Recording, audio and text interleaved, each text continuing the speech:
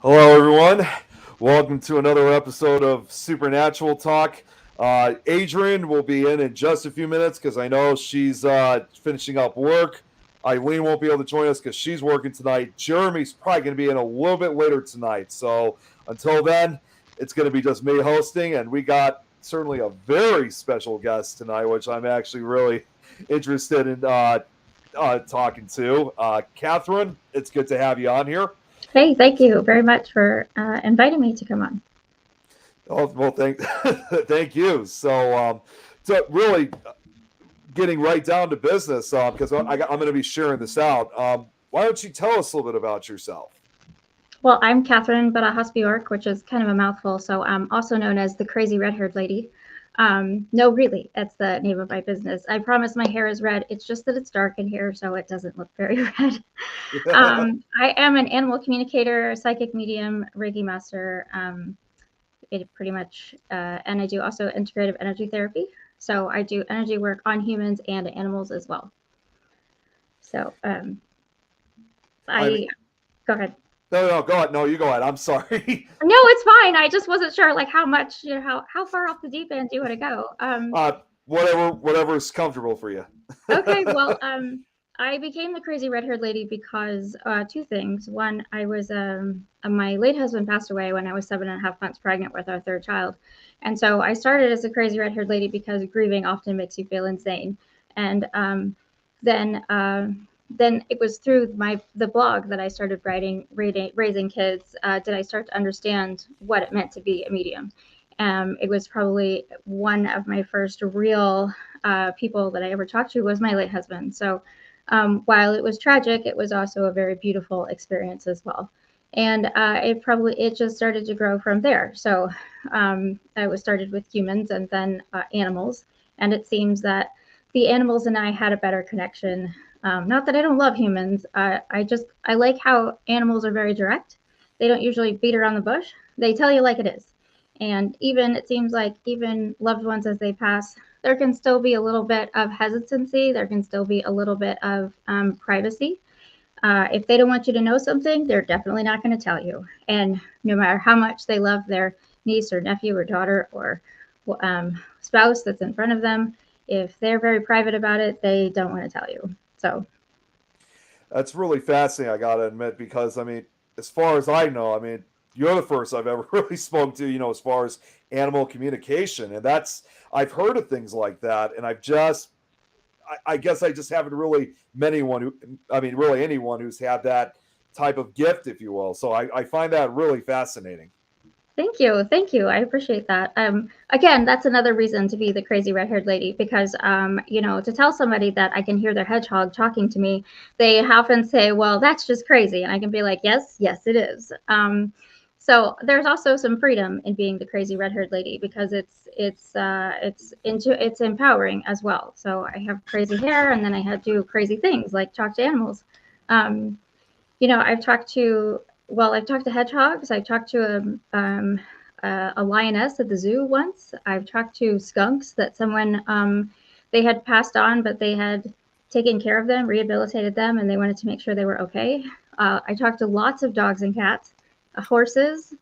I will pretty much talk to anything but snakes. Snakes and I are not friends, and it's nothing against them per se. It's just we have an understanding that I want nothing to do with them. So yeah, I think that's that whole Irish thing and like no snakes in Ireland and that kind of thing. So I've always had this sort of like ever since I was real little, I've had a thing with snakes. So I just I had to talk to one time.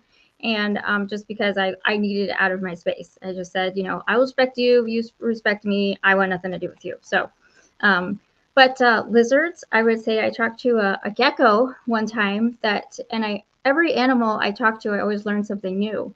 But especially what I liked about talking with the gecko, this lizard, is that they feel everything through their feet. And when the animal gets close to me, I then take on their senses, that kind of thing like that. And just to feel like the grain of wood and what the gecko was standing on was amazing. It was just the coolest thing. That's incredible. That really is. going on, Adrian? Hi. Hi, nice to meet you. You too. Yeah, I'm always, I have to go from upstairs, clock out from work. I work from home and run down here. I don't get off till 6. So, yeah. So are you able to talk to any animal that you come across if you decide to? Well, yes and no.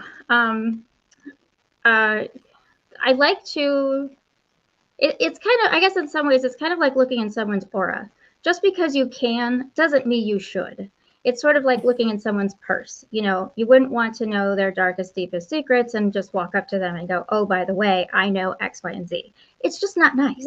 No. So it's a little the same way with animals, especially if they're wild. If they're in trouble, I once worked with a raccoon that was on, he was on the side of the street that was where my daughter's school was, and he couldn't figure out how to get across the street without getting hurt. And I asked him, you know, what's going on? Do you need help? This or that? And he said, well, I got a little turned around. He said I was, you know, following my nose to other things, and now I can't get across the street. And I said, well, do you want my help? I'd be happy to get you. And he's like, no, you can't. I don't want you to touch me. So on again the crazy side of things, there's the elemental world. So fairies and gnomes and trolls, and you know, we can go down all kinds of rabbit holes. But the fairy tales, if you will, are at least based in some bit of truth. Fairies, nature spirits that some people call them, garden fairies, etc. They watch out for the animals, especially the wild animals. So I asked them to come and help him get across the street. Mm-hmm. So they did, because I came back later and he had meandered along. So I told him, though, that without a doubt he had to make sure that he watched, because not always cars don't always watch. So I'm especially fond of squirrels, because I am a squirrel in a lot of ways, love things that are shiny, get distracted really easily. So anytime I see a squirrel, I'm always like, it's a cousin. But they'll start to like run out into the road, and I'll be like, no, stop, you know. Yeah. And I'm always trying to coax them back, get out of the road. So sometimes it works, sometimes it doesn't. But they're like anything else. They have free will. Well, exactly. They're going to listen or they're not. Right, exactly. They're a lot like children in that way. They're kind of like toddlers. So even your cats and dogs, I always say, think of them as like a toddler, because their higher self, their spiritual self is very knowing, very knowledgeable, that kind of thing like that. But their physical self is very much of, I think of like a 3-year-old. I once had a dog that I was talking to, and his answer was always, why? Well, why did you do that? Well, when can I go? Well, are we going to go now? Can we ride in the car now? How about now? Can we ride in the car now? And I'd be like, okay, dude, back that train up. You got to wait for your mama. So I think all dogs are that way. I really do. I have one, which sometime during the show, I'll bring him up here. Nobody believes me. This dog is dumber than a box of rocks. Dumb. Okay, he's simple. How about we say that he's a simple-minded creature? Yeah. Oh, if I really thought that. It's a kind way of saying he's not too bright. He's something else. I've seen it for myself. Yeah. I got him from the pound. I went to get a Chihuahua. Oh. Come home with a Dalmador. Oh, dear. Yeah, that's a lot bigger than a Chihuahua. I sat way down bigger. On the floor. He jumped on me. I took him home. Yeah, that's so sweet. But, you know, growing up, my dad was a vet. So we did a lot with the zoo. We did, you know, I grew up with tigers in my bed. That's amazing. But it was babies that needed care. Yeah. And so we had it for quite a while. And I, growing up, thought everybody knew how an animal felt, or how, you know, you can look at them. I can't talk to them, obviously, but I can tell if they're hurt. I can tell if they're sad, if they're scared, just by looking in their eyes. Well, that's a form of communication. I would say that's definitely, just because you can't hear their every waking thought doesn't mean that you can't feel. You're an empath. You're feeling what they're feeling. That's a form of communication. So I was like, my ex-husband one time, my little Chihuahua was sitting there, and I said, oh my gosh, I don't remember what the situation was. And he goes, it's a dog. What are you talking about? it's a dog. Its face doesn't change. And I'm like, really? Because it does. It does. It totally does. Yeah. He says, you're crazy. Needless to say, again, that's why I'm the crazy red-haired lady, because people, when you start saying things that are crazy, you know, they are like, you know, oh, that's just crazy. Yeah, I know. So on we go, right? But I think more people, though, especially like, you know, our generation, my dad is kind of one of those old cowboy types. You know, he really should have been, you know, born during like the John Wayne type. You know, he's like a lawyer by day and then cowboy by night or something like that. But you know, kind of that old way of thinking of it's just a horse, it's just a dog, it's just a, and yet horses and dogs and cats and animals do amazing things, like rescue their human when they're drowning, or you know, call 911, or, you know, get people's attention. Lassie fell down, you know, somebody fell down the well, like that. Those things happen. Yeah, you can't tell me that animals don't have souls. I'm just not buying that at all. Well, I think, of course, we're talking on different, you know, we all believe something different. And right. In a way, it all comes back to yes. Exactly. Yeah. But, you know, most of it interacts in a way. It's just we call it something different, or we, you know, it's somebody told me the other day, oh, I was doing I was studying Akashic records. Oh. And the professor was saying, you have a chance, you get to pick what you come back as, your energy comes back as. Right. And, you know, it could be an animal, it could be anything. So why would animals not have souls if we get to come back as that? Exactly. It was like, okay, they're energy, we're energy, okay. But, you know, that's one thing. I don't care what animal it is. I've always been called Ellie Mae because I bring home, I don't care what it is, I bring it home if it's needing a home.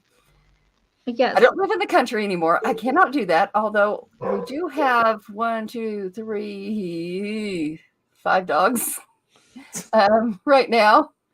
A cat, hundreds of fish.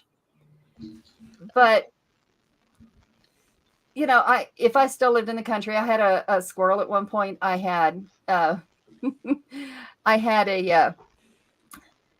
this squirrel was hilarious. It would chase my mother-in-law. It would hide under the couch, and she'd sit down. It would reach around and grab her, and because she knew she'd run. Yes, she'd run. That's funny. I knew that.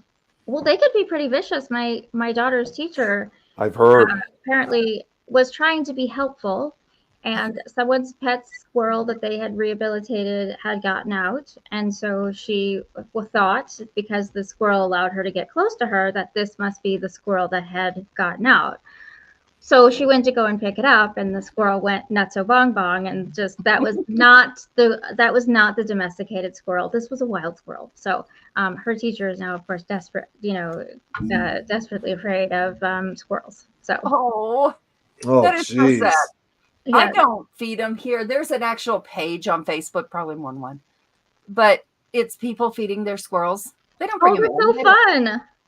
But they'll come to the door and scratch or, you know, however they scream, whatever it is they do to get their attention. Hey, it's time to feed me. Yes, exactly. Right. And those pictures are absolutely amazing. And there's one video of this lady. She found the squirrel and she nursed it and turned it loose, of course, when it got old enough. And it comes to her door every day to get fed. And one day it took her by the finger and pulled her out to the tree to show its babies. Wow. Oh, wow, that's so cool. So, you know, I think, well, of course, this world's growing so much that the animals are domesticated with us now. Yeah. They're pretty much living with us, and they have two choices: either get scared and fight us, or coexist. Yes, true. Bears. I live in Colorado. I have not seen one yet. Thank goodness. I want nothing to do with that. But people are out there feeding them and then wonder why they're getting bit or attacked. Yeah.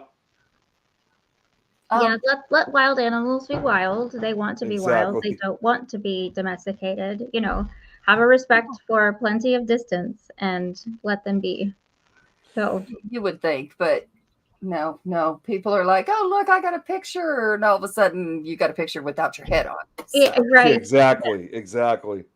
See, my dad, he actually did something similar like that too with a squirrel. This was a number of years ago, but we got a swimming pool, an indoor swimming pool in our backyard, and a squirrel actually happened to had fallen in there, Oh while no. it was, and this was when the pool was like in the water was sludge because obviously we closed it up during the winter. It was exposed to the elements. So my dad, fortunately, he happened to be nearby when this happened.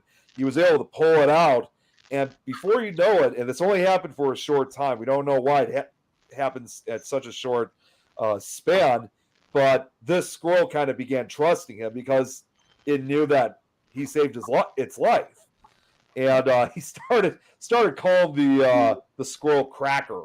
I don't know where the name came from. Honestly, I really don't.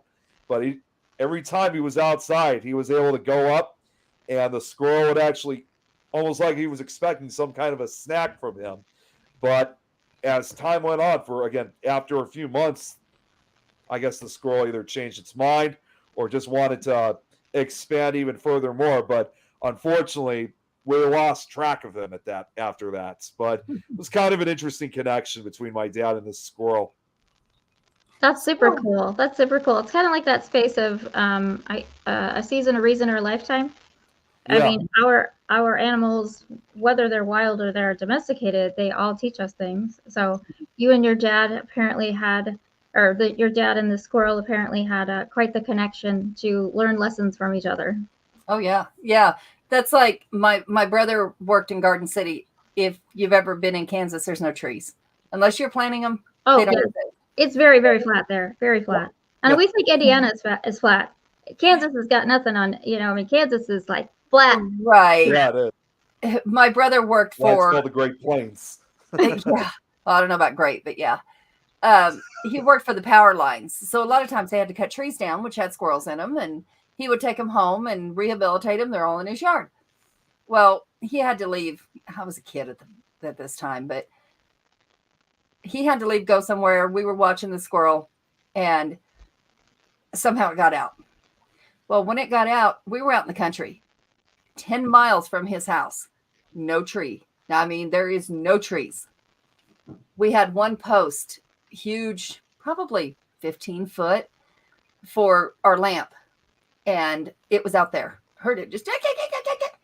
Oh, no. We were bottle feeding the baby and found that other thing up there.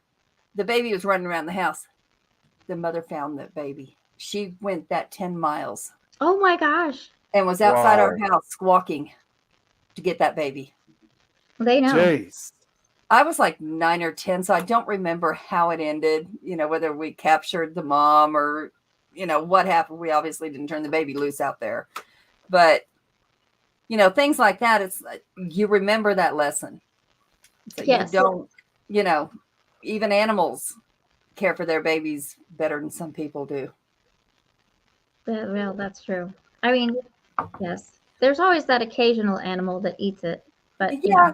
I really think most of those that do that, there was something wrong. There was something wrong with it. I think it was what is it? They're not hamsters.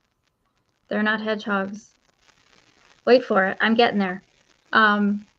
It's another small rodent. Guinea pig. That's it. You guessed it. Way to go. I had one of those. I love them. I have a lot of the words have flown out the window, and I have to, that's why I'm always like, wait for it, I'll get there. You can actually watch, the trail of thoughts as they go, right? It's a dirt path, so. Oh, I do that because I'm old, but I can use that now. Before I couldn't use that. Right, yes. I just say squirrel brain, I got squirrel brain, so. Oh, I do. But I think it's the guinea pigs I know that can eat their young if there's an issue. So it can be really scary though as a child, because the class pet and was a guinea pig, and we were all excited because the class pet was going to have babies, And we came back and there was only one. And we were like, what happened to the other guinea pig? So, yeah. Yeah. Sean was asking, I know you kind of explained this earlier, but he was asking, how do you help the animals? I help with lots of things, behavior issues, health and wellness issues, pets that are lost, pets that, if you have multiple pets and they're having an argument, let's see. And they do. Right. A lot of times the pets, if they're having a behavior issue, it can be like a miscommunication between humans and animals, or humans and pets. And sometimes it actually can be their food. So many people, especially, I mean, again, another rabbit holes, but if we think about their food and what goes into it, every piece of food, every ingredient has an energy. And the pets could have an issue with either the energy or an ingredient. But all of their mood, their temperament, sometimes if they're cranky, it's almost like they're hangry because they're not getting what they need from their food. Their metabolism is so high that they're burning through it so fast that they're actually cranky because they're hungry. So a lot of the times, especially some of the foods and the way that different food companies are saying, they can pretty much say it has anything in it, regardless of whether it has that in it or not. But they cut corners on some of it. So using energy, and we have the human aura, then we have the pet's aura, and sometimes using different foods brands that I like, I can put the energy of the food in the animal's aura, and if the energy goes up, then the food is fine, it's doing its job, and if the energy goes down, then it's not doing its job, and if the energy stays the same, then it's neither here nor there. So that's one way that I help it's like cranky animals, animals that have a lot of allergies. We can, tweak things with food and that kind of thing like that. Sometimes it is just, I had a cat once that his name was Spotty, and Spotty was mad because their humans got all new carpet, and they really liked the old carpet. And they were upset because no one told Spotty that they were going to change the carpet. And so Spotty said, or Spotty's mom said, okay, well, you can't pee on all the carpet. Like, we're doing all of this ourselves. You cannot pee on all the carpet. Like, what do we need to do for that? And so we created an idea that he could have a carpet square of the old carpet. And he likes the old carpet because he liked the texture, the smell, everything. And so he could pee on that carpet all day he wanted to. He had his litter box. It was his carpet, right? So then he gets something that he wants, and the humans get something that they want. And I said, okay, Spotty, this is your carpet. That means that you don't bother any of the other carpet, just this one. And he said, okay, but I want something else. And I was like, okay, what is that? And he goes, I'm getting older now. I don't want the kids that I live with to get in my face as much. Aww. And so I said, okay, great. So I said, Mom will let you have the carpet, your little carpet, and they will also not get in your face as much. She called me 3 days later, no more peeing in the house.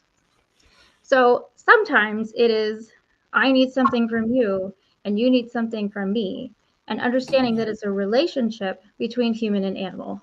So they act out in ways to get your attention. And oftentimes it's the human that's not listening. Mm-hmm. But the other thing is that animals are telepathic and they are very visual. They speak in pictures. So oftentimes people will say, like you said, Adrienne, you said you're not a communicator. Let me tell you, you are. If you were to say to Fido, don't get on the couch, but in your mind, you're holding a picture of Fido sitting on the couch, you just told Fido to get on the couch because they see it. They're telepathic. So your words and your pictures need to match. Yeah. And that's, come to think about it, if you're telling somebody don't get on the couch, you're seeing them sitting there on the couch. You have to consciously see them sitting on the floor. Right. Because that's what you're thinking as you're saying it. Right. This dog eats everything. It doesn't matter what it is. Swallows it. Eats it. He ate a rag one day beautiful handkerchief. Pooped it out the next day, not a tear in it. Oh my gosh, jeez. That's insane. Wow. He still does it. I'm like, tomorrow. You can't be doing this. Alexa, quiet. Hey, Alexa had her 2 cents, apparently. She had things she wanted to say. Just be glad Brad's not watching, Adrian. I think this is the 3rd show this has happened, so she's got to be set to give the weather or something this time of night. Chris says he's had his dead dog nudge his hand. Well, that's pretty cool. The animals, yes, even animals that have passed have ways of communicating. They'll often, people often associate loved ones that have passed with cardinals, the cardinals and birds and things like that. Animals have symbols as well. But they are different than even just like the bird. For example, there was a woman whose cat had passed away, and a big white fluffy cat, and she had asked me, I wanted to connect with her and make sure that she's okay. And I said, she's good, she's happy. She really loves jumping. Well, apparently she had a lot of hip issues at the end there, and so she wasn't able to jump as much. So I said, well, she really wants to give you something. And when she gives you this token, this symbol or whatever, that this is what you will see when she's nearby. She wanted to give her human crickets. And I was like, crickets? Really? Crickets? Okay. Because she liked how they jumped, and then she could jump and catch them because she finally could jump. So she contacted me and the next day and said that on her feed, her Facebook feed, there was a picture of a cricket and like what the meeting symbols mean. So Spirit uses pretty much anything necessary to get your attention. So, and the animals that nudge your hand, many animals can do that, especially like in that twilight space, like in your in-between dreamland, that kind of thing, because you're super relaxed, your brain is out of the way. That ego, sort of like that, oh, my eyes must be playing tricks on me, that kind of thinking is sort of flown out the window. So that's an easy space for the animal to come in and visit. That's when I see spirits, is in that time frame. Like the other night, I don't know where it came from, and I don't know who she belongs to, but she's got to go. I was getting ready to go to sleep, and there was this, like, I was standing over somebody sitting, and they stood up, and they were right there in my face when they stood up. Like, it should have hit me, but I felt nothing. But I can draw her face if I could draw. I totally get that. I can't draw to save my life either. Yeah. I'm sure she belongs to somebody, and she had a very unique face, but they're going to have to find another way to contact me because I can't draw. Right. Yeah. You put your boundary in place. You're like, I'm good. Thank you. You can leave a message some other way. And I don't ever do that. I let them anytime they want, because they don't bombard. It's nothing like that. It's usually I find out later. Like we do a show for Indigenous children who have been sexually abused or missing, murdered, things like that. And that same night, same dream. It was a little girl. I don't know if she was Hispanic, Indigenous, what she was, but she couldn't have been 5 to 7. And I saw her with 2 white women, and I knew she didn't belong with them. And she was going up this staircase. It was dark and narrow, and I was trying to talk to her, and she just turned away. I was like, okay, if this missing case comes up in my feed, we're in trouble, because I don't know where she is. But I'm sure there's a reason that you see things you see. It's just don't know why at the time. Yeah, usually it comes in later. Sometimes it comes in later, or it is very interesting when animals I know that have passed, or I might be talking to them, to their parents, like the next day or something like that. I will start to kind of get a sense of them early, but I always tell them they have to wait. They have to wait until I have their human, because I don't want to ever give anything that is not authentic. And Right. you need to wait. because now is not your turn. But when we talk with your mom or your dad, then we can. So I do find, though, it would be very difficult if I had the animals talking to me all the time. Like you said, that it's okay for you to have them around you all the time. I'm such a huge empath that, and I take on so much of everything in my house, my plants, the dogs. I have 2 dogs and 2 cats. I have 3 kids. Like everybody's stuff is all on me. And then I go out places and I feel everybody else's stuff, and I feel the environment, and I feel the trees, and like that. I had to figure out how to turn off the dogs and the cats, because there was once, like, people, I love to take my dog in the car as well, but someone had pulled in and they had their dog, and the dog said to me, "I need you to find my human because I hate my food." And I was like, okay, there's all these people in the grocery store, all these people in the parking lot, there'd be no way for me to figure out who your human is, but it was kind of hard, because then I felt like, am I doing the pet a disservice because I don't know who his human is? And I can't always guarantee that if I go up to somebody and say, hey, your dog hates their food, they're not going to turn around and put me in a padded room somewhere. Right. So you have to be very careful. And I feel that this is totally a gift. This is God-given gift. It's, God trusted me, the universe trusted me with this gift, and that I speak, for the animals. I speak for the trees. Well, but I feel like if this is what I'm supposed to do, then I need to honor that in that space and in that time. And I can't help every single animal that I come across, because it's not always for me to hold on to. Yeah. No. And that's like, I can't adopt every animal I want to either. And I think about it forever when I see one that, right. But, no, we can't. I guess I don't know if maybe I learned at a young age how to block it. I really don't know, because I don't take those things on unless I try to. Oh, that's good. Yeah, I have to try to feel it.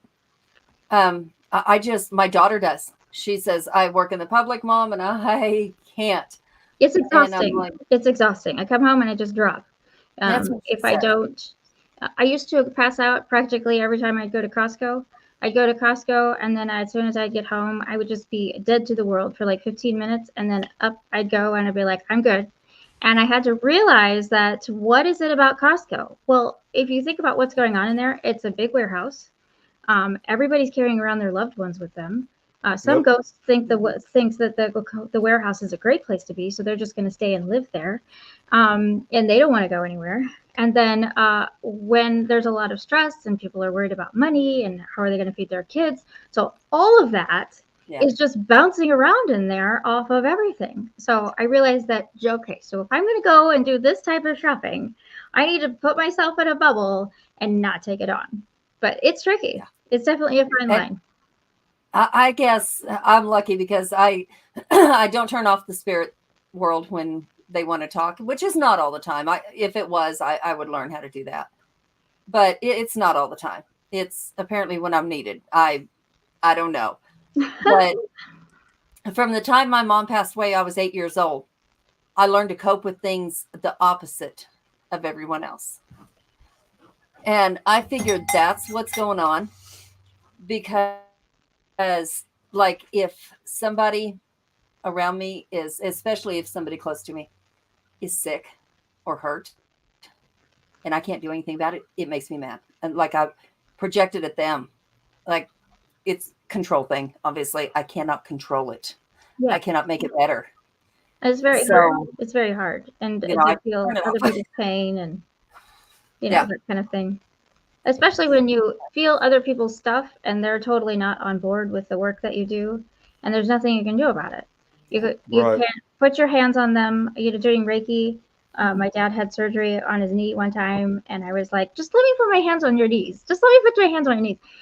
And he was, no, I don't want you to do that. Don't do that. This or that. Then finally he was in a lot of pain and he let me do it.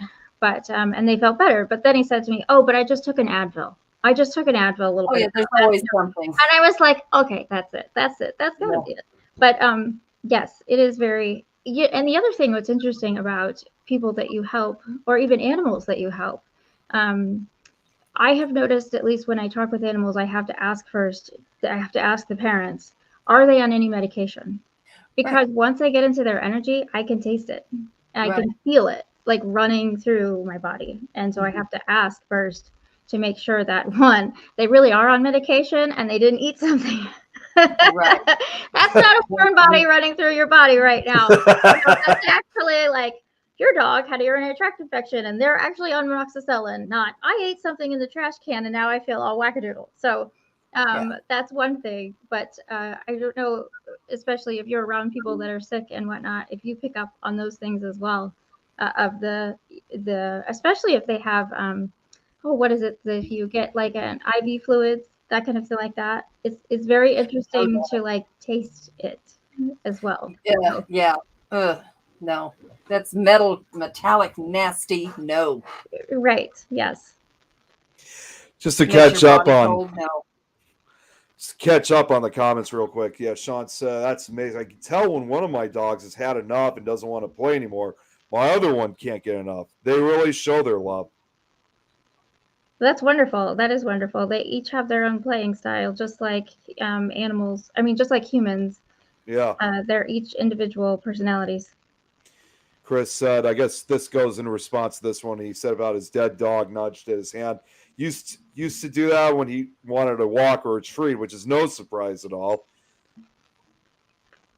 Then Sean also said, my dogs know when they are going for walks. It's when I put my shoes on.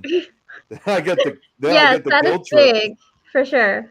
I get the guilt trip when it's not walk time. Now I just said people who have the ability tell me I'm very aware of the spirit world, maybe like a sensitive. Yeah. It makes sense. It does. It really does.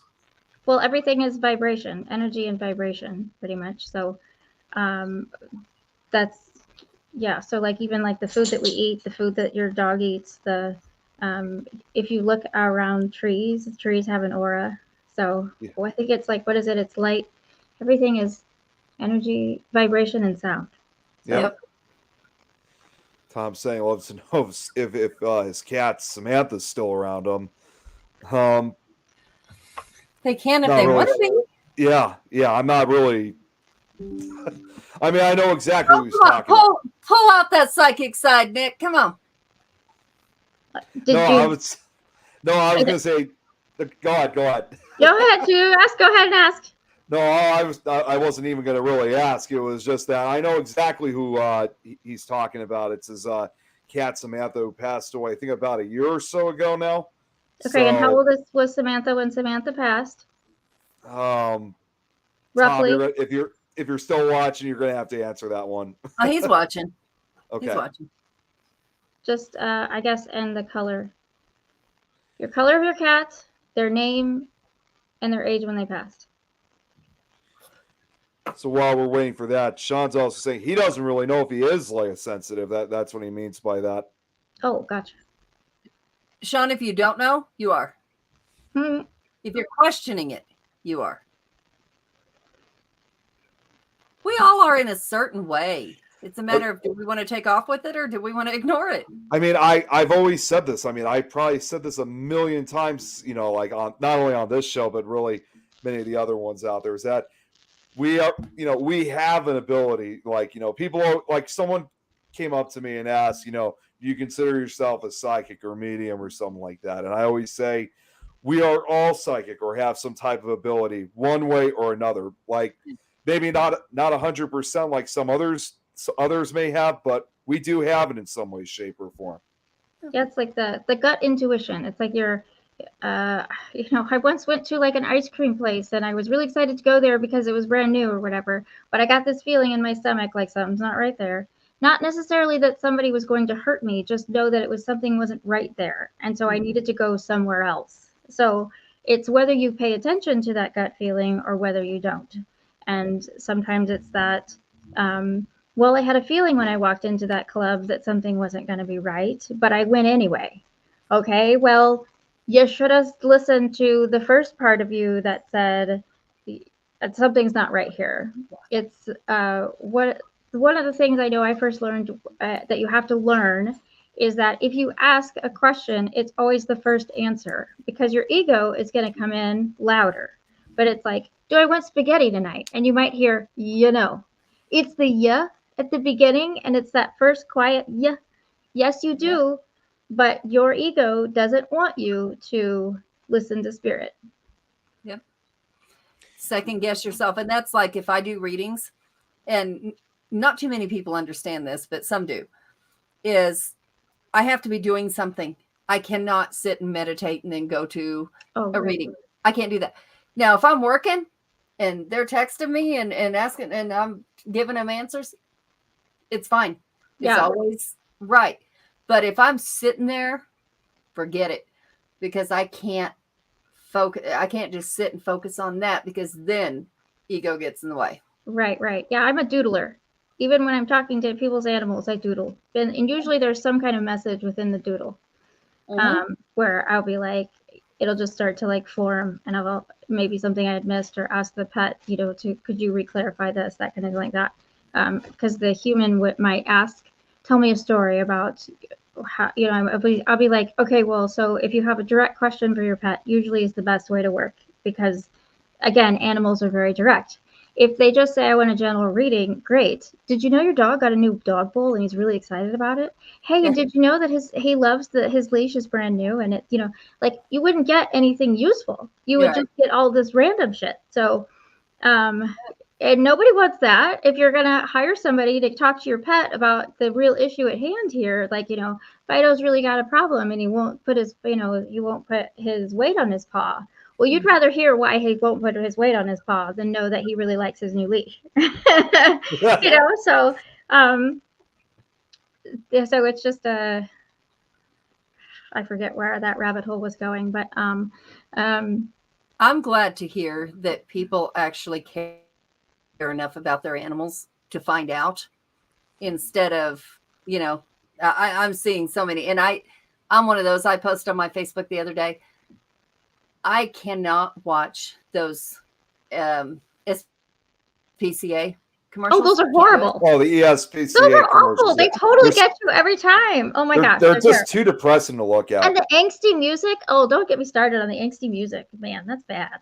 I can't do I can't do a show where a dog is hurt or dies. Can't do it. I can watch it, not in real life, but I can watch shows on people getting killed all day long. Murder, mystery, all of that. I can do that all day long. I cannot do animals. I can't do it. It's always upsetting.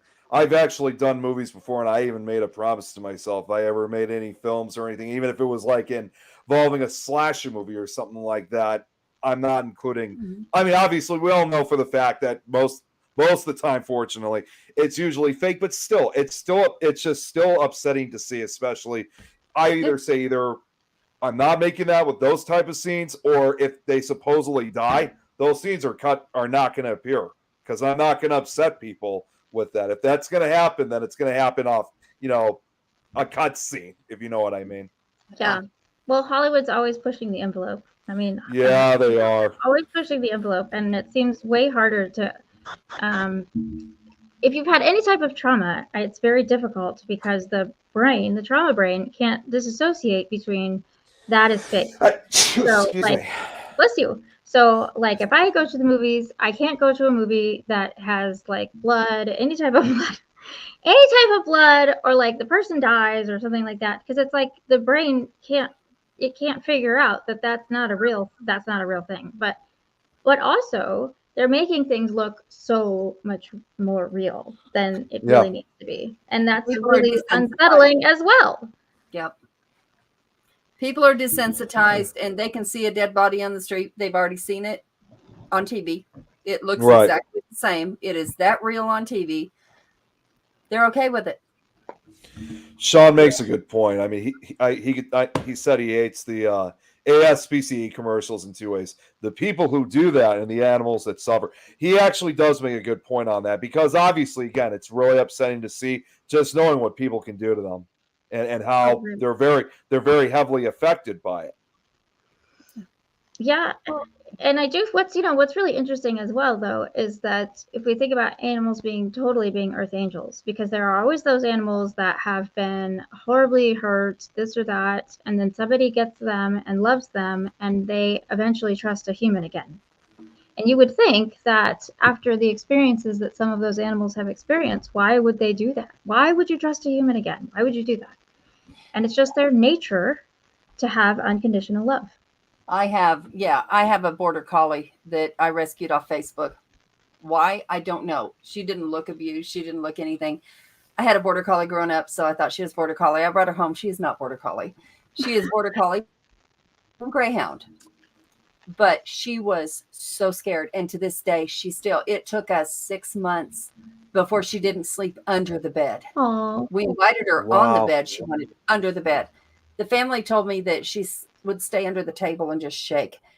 I saw that for a while. But what's up, Sam?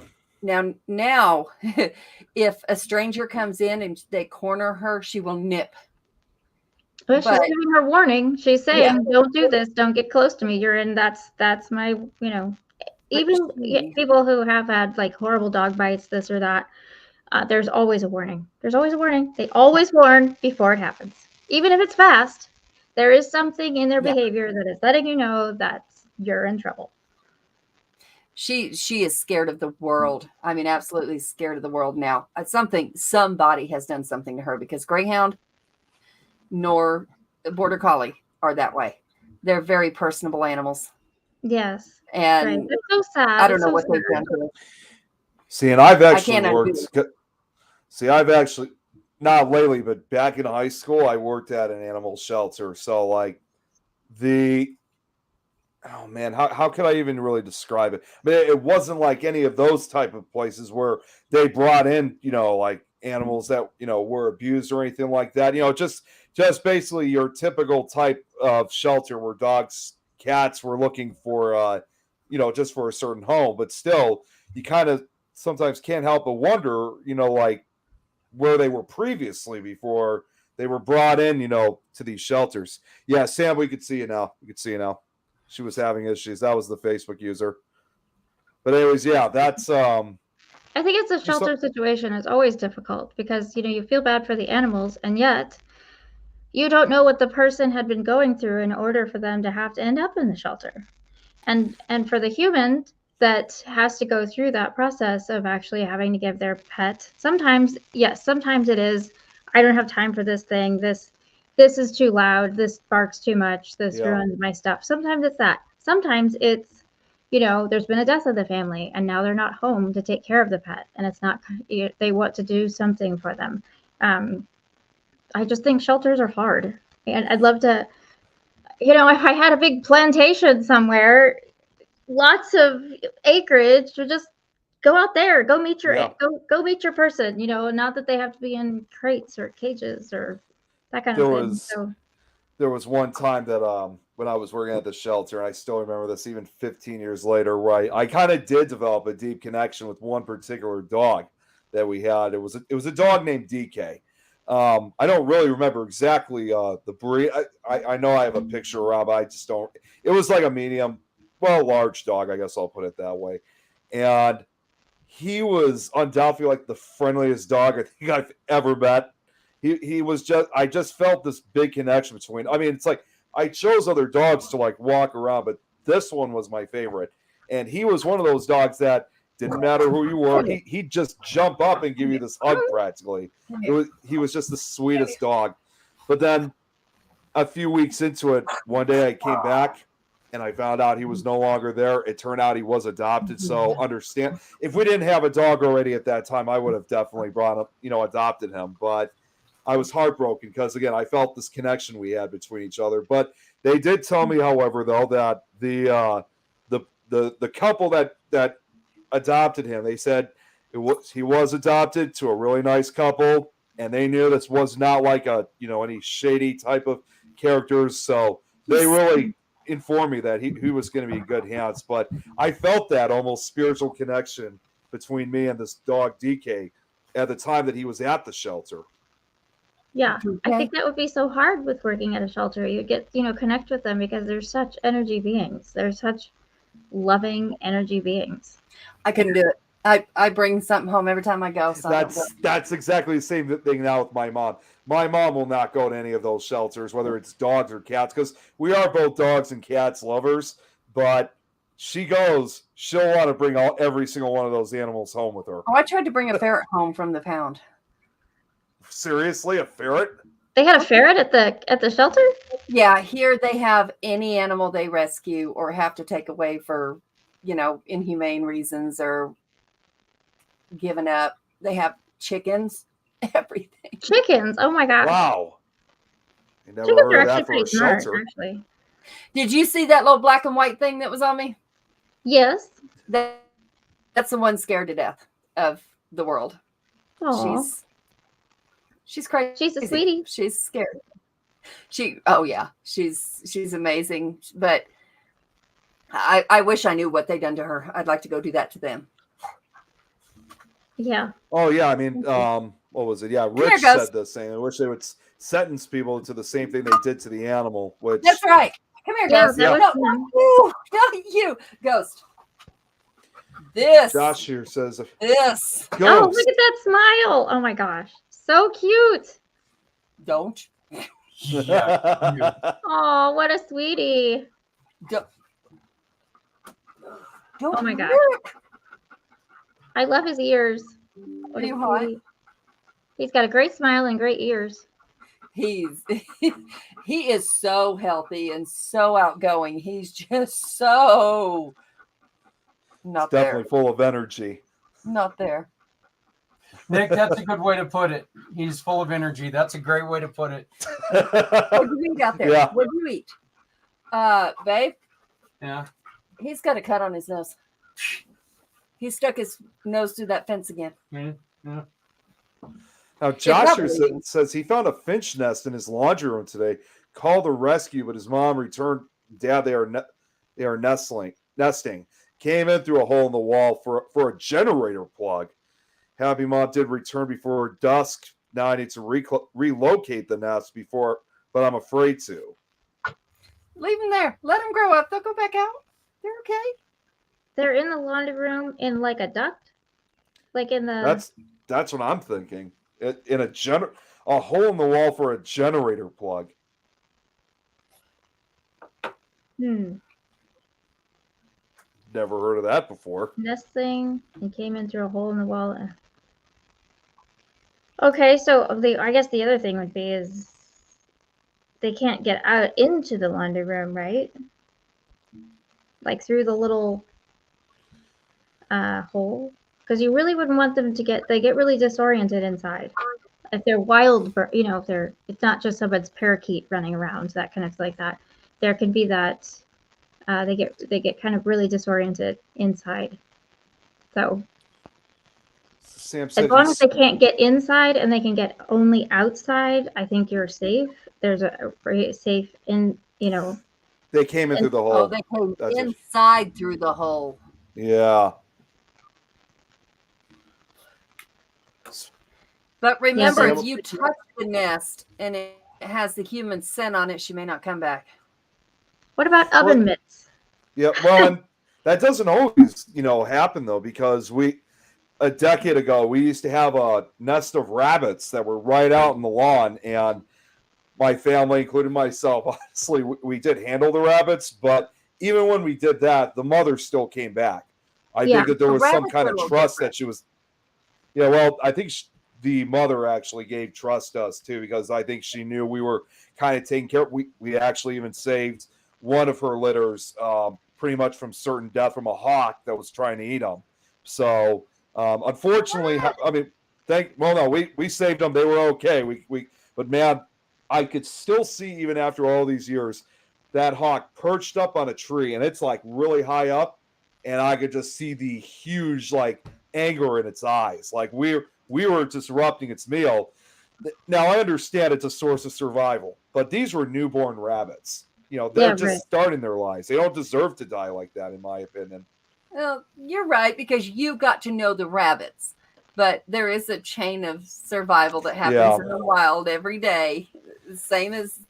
I think for us, it would have just been I think for us, it would have just been too upsetting. That's pretty much, I think, what it kind of went down to. But unfortunately, we had to get rid of the nest for any future litters because I think, as we all know, rabbits, yes, they're cute and all, but they can be quite damaging to our gardens. So it was right next to the garden. Yeah, it was right next to the garden. So we knew exactly what was going to happen when they grew up. When I lived in the country, I would plant a little garden for them. And then put things that they don't smell. Well, like you can put different things in the garden that they don't like that smell, so they're not going to go in there. So I just plant them a little garden over there. Your own personal I'm garden. awful. I'm way overboard with that. Send me a copy of the link of this guy who helps us Scared Dog Trust again. Yeah, I got the link. It's a video. Of course, obviously, I won't be able to watch it now, but I will watch it later, though. I don't know if this is still Sam or if this is a different Facebook user, but I guess they're asking you this, Kathryn. You tell me more. Did you have to get certified with animal communication energy work to do your work? This is something I've always felt I have a calling for, and I'm looking into doing some classes, etc. What do you recommend? If you're going to do the energy work, you definitely like if you want to be a Reiki master teacher, there are many schools of thought regarding Reiki, but Reiki is usually done with symbols in your hands, and it's not necessarily like you don't read it. You could read about it, but in order to be attuned to Reiki, in order to help others, your first attunement starts with Reiki 1, and it's usually should last 4 hours, and you get symbols and an attunement every hour, and that is what I would say. I hate to say the correct way because I don't want to say that there aren't other forms of Reiki that don't do other things. But in order to be attuned to the type of Reiki where you do hands-on healing, where you can send Reiki, you need the attunements into your energy and into your physical body, so that those symbols help raise your vibration, so that then you become a channel of energy. As far as the animal communication, mine was mainly self-taught. I just listened. I listened a lot. I listened to my angels. I listened to my late husband. I listened to the animals around me. I learned how to trust my own intuition, my own gut feeling. I will say that the first few times that I heard animals talk, I thought I was crazy. I was driving my kids to school, and my son was in the back seat in his 5-point harness, and we'd just taken the other 2 to school, and there was a man walking a golden retriever, and I heard, "I'm so happy!" And I looked out the window, and there's this golden retriever, just got a big smile on his face and wagging his tail, and I was like, "What is going on?" And he was like, "It's me! It's me! I wanted to tell you I'm so happy!" So in some ways, when you're learning to hear it, you think you're insane. You do think you're insane, and that the voice that you're hearing you must be making it up in some way. There are some really great books out there. There's also some great lectures that you can listen to, people that I'm trying to, of course, now that you're asking me, I can't think of their names at the moment, but that have some really great insight into how you can do it. When I communicate with animals, I connect through my heart chakra, and then from my heart chakra to the angels, to the top of my head to the angels, and then so it's kind of like it creates a loop, and then from there, from my heart out to the animal and out the top of their head.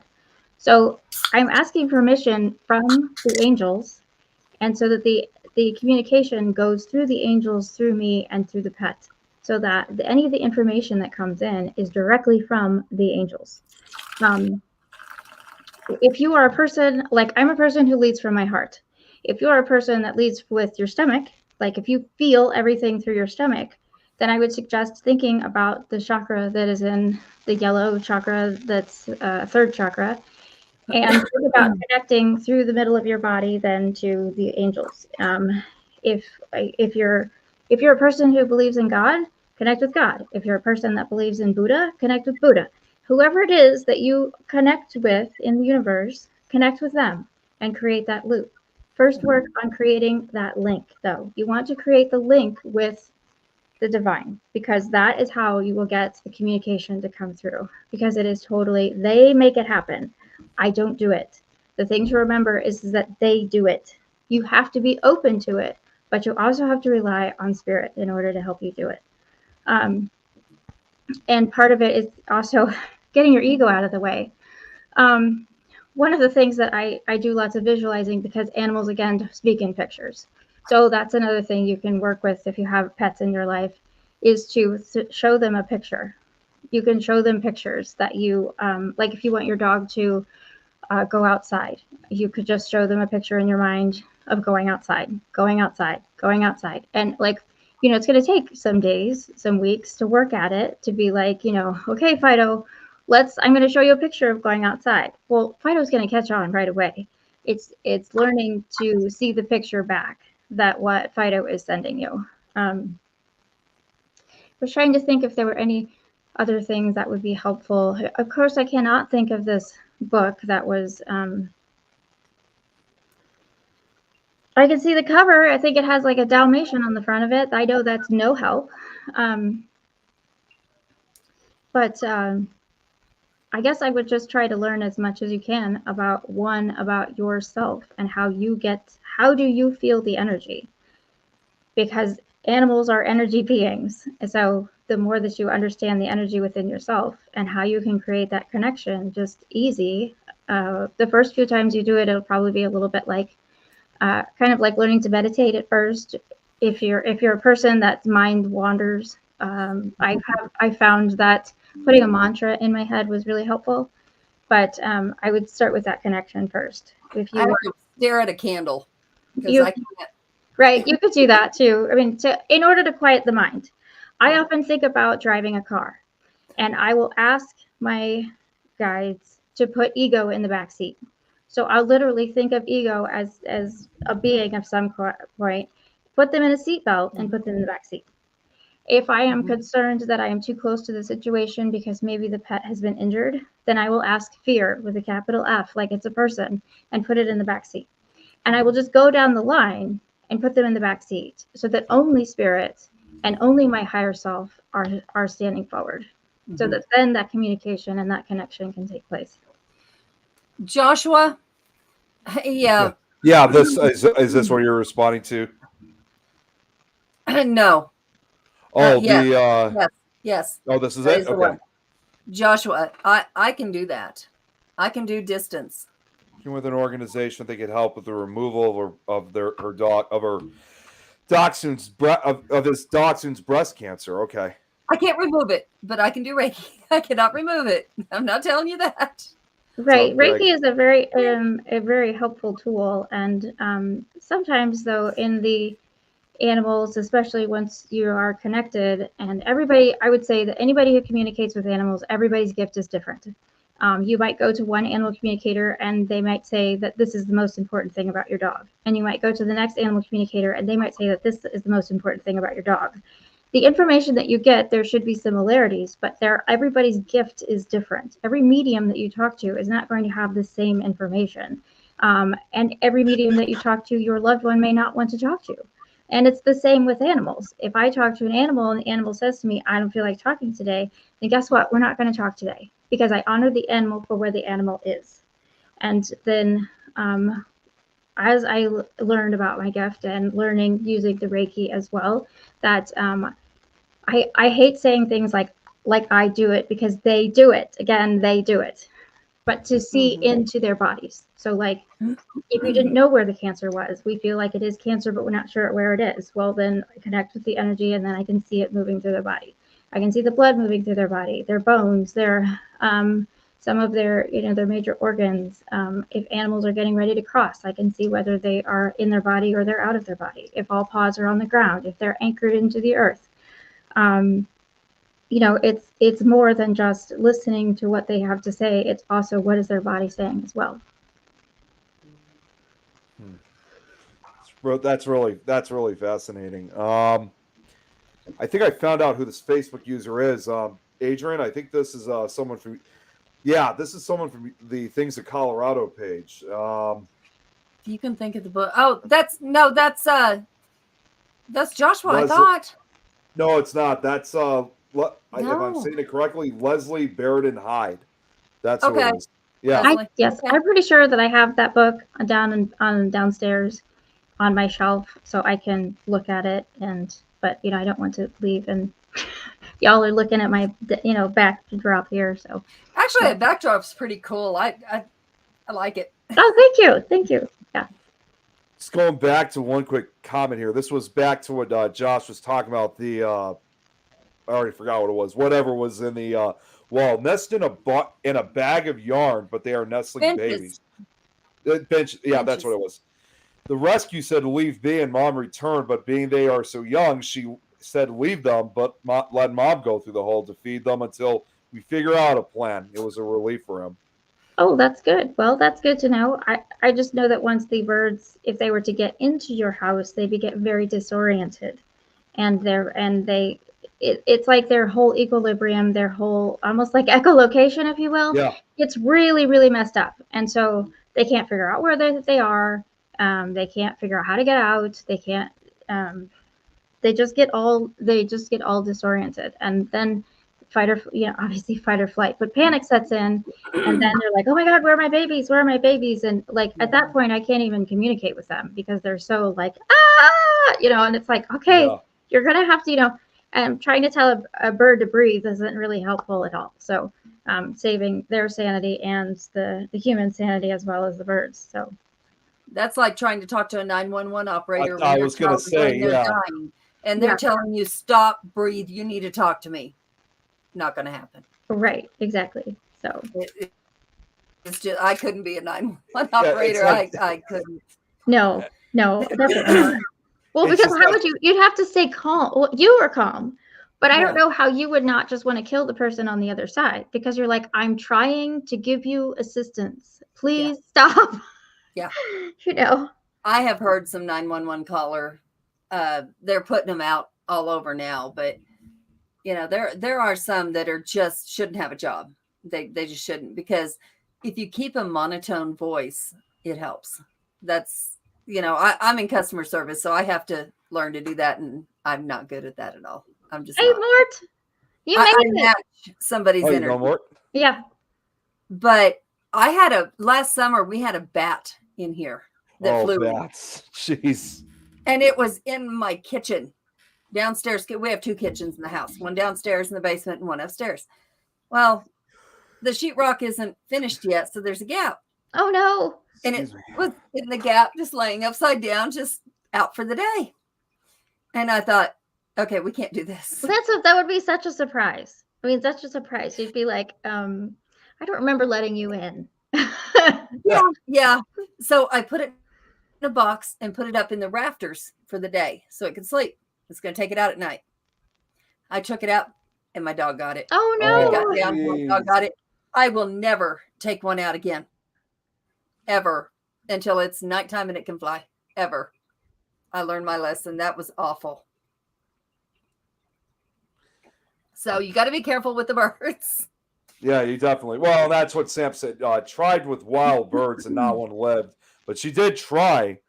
Said she found them all the time as a child. Still do from time to time. But yeah, she said she remembers you let them hang out, I guess, when it comes to birds or whatever. But no, I could definitely understand just that kind of hardship to go through. Yikes. Nature takes its course. Some things you can help, others you just can't. Like, we can't be out there to save every fish that an eagle's going to get. We can't do it. So. And that goes to like what I just said earlier when I said about this litter of rabbits, these baby rabbits we have. We may have saved those ones, but obviously it's probably just another one of those, as I would probably say, it's just another one of those classic examples that you can't play God. You can't decide like who's going to live and who's going to die. That's not your choice. That's basically nature's choice in the end. Yes, for sure. And I think that's the same thing even with communicating. I always tell the human, it's not my job to know everything. I can't tell you everything that is wrong. I can tell you the things that are important. I can tell you, the things that your pet wants to share with me at this moment. It could be, and again, your pet has free will. So, so I sometimes feel like, I guess in some ways it seems like it's like they're asking you to be the dog and pony show, because if your dog doesn't want to share it with me, there's nothing I can do about that. I'm not going to pry into what they don't want to share. I do say to their dog, though, that if there's something that they don't want me to convey to their human, then don't tell me, because I don't want to be responsible for that. I don't want to hold on to that they don't want to their human to know, because that's kind of like, it just seems like a respect thing. So. Right.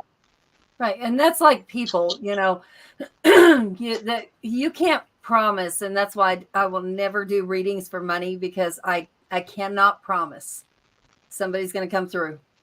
And then I can't prove that they did when they do, so it's, I can't do it, but I will always do it as a favor to someone, but I can't promise somebody's going to come through. Well, I think that also it's sometimes understanding, though, like, let's say you want to talk to your late mother or something, but Great Aunt Edna wants to come first. Great Aunt Edna may have to have her 2 cents before your late mother can come in, and understanding that Great Aunt Edna has something to say, and then you can have that. I often say as well to people is that if they are looking for a certain someone, don't ask me to fish for them. Your loved one either wants to talk or doesn't. But if I don't bring in that person, it's not on me, it's on you, because you did not specifically say to me, please communicate with this person. Yeah. Again, I don't want to be the dog and pony show. That's not what my gift is used for. My gift is peace and healing from both the physical and the spiritual. Yeah. So that's the tricky part as well. Yeah. We're not in charge. We're a conduit, but we're not in charge. Spirit does. That's just where it goes down to, unfortunately. I mean, that's just the bottom line. Yeah, I think I had someone once sit down, like I would do metaphysical shows with my husband, and we do the same work, and my kids, they don't do the work, but they also sell things in our booth, etc. But I had someone once sit down and say something about how I think my dog, we were talking about the dog that has passed or whatever, and my dog gave me this really special gift. What was it? And I said, well, if you know and your dog knows, then why do you need me to tell you? Yeah. That's a test. Like, no, I'm not doing that. Now, when I was first starting out, I would have been like, sweating bullets, because I would think like, oh my God, how come I don't know? How come I don't know? Right. Well, because it's not for me to know. It's for them to know. If you know it's from your dog and you already know, then your dog doesn't need to bring me into the mix of it. It's a blessing and a gift that your dog wanted to give you directly. Yeah, people. She said this before. Had two. Sorry, Adrian. Go on. No. I was just going to say, there's different elevations of people. You either understand it or you don't. And if you don't, you can't make somebody understand it until they're ready. That's true. And I'm always happy to help any animal. I love to love to talk to animals. I love it when people come and ask me to talk to their animals. I love to learn how to help, because again, all of the animals, I learned something from somebody else's dog about how every human emotion has a scent. So not only do our physical bodies have a scent, but all of our emotions have a scent as well. That's how they know we're sad. That's how we know we're happy, because their anal glands, that's how they go behind another animal, a dog anyway, and smell. Right. But it's all of our emotions, all of our thoughts. Thoughts are things that positive thoughts create positive actions, but even our tears, everything has a scent. So I wouldn't have known that had I not talked to a dog. Yeah, it makes sense. That person's dog, I wouldn't have known that, but it makes sense now that, it's said in words. Right, exactly. So what was the person with the frogs? Oh, that was Sam. Yeah, she said had 2 tree frogs jump on me while walking out of carport. Hell about killed the first one, scared the hell out of me. Oh, for sure. I feel for the second one within a week and approximately. Huh? Well, that would be really surprising to have a frog jump on you. I think that any type of animal that leaps out at you unexpectedly is definitely, a cause for alarm. So, of course, that bird shit on me on Mother's Day back when, not even a tree. Hey, I've heard that's good luck. That actually, I'm gonna be honest with you. That actually happened to me right outside the grocery store. It happened, well, and what's scary is it happened right outside the grocery store that I work at. I was waiting to get picked up, and I felt this tap, and I looked over. But yeah, well, especially perhaps with your it was good. Yeah, perhaps it was good luck, because also it was after I was done with work. So maybe I heard it's good luck. I was watering flowers. I think I was like 12 or something like that, and I was watering the flowers for my mom, and I was like, "Oh my gosh!" Like it was a shock. It was definitely surprising, but yeah. David, good to see you. It's been a long time since we've seen you in the chat. Robert here says he's a bird whisperer, mainly rainbow lorikeets. Oh, and look who just showed up. What's up, Jeremy? Oh, the boss is here. We got to be good. I think we're okay. My son's red husky will sniff everyone's ass when she meets them for the first time. She's sneaky about it. That does not surprise me since they sniff each other's anal glands, but that's all they can reach. It's not like they can get up to your face. I thought they all did that. Well, we try as owners to teach them not to do that, but you can't cure animal behavior. Check that out with what Robert said, a flying fox in this case. So he must have lots of good luck then. He lives in Australia, so it's not not surprising when it comes to a flying fox. Robert, our foxes here do not have wings. I'm sorry, they don't fly. That's the bat. That's what he's talking about. Flying fox is a bat. Yeah, not here. They're not. As far as I know, they're considered the largest bat species. Do we have them here?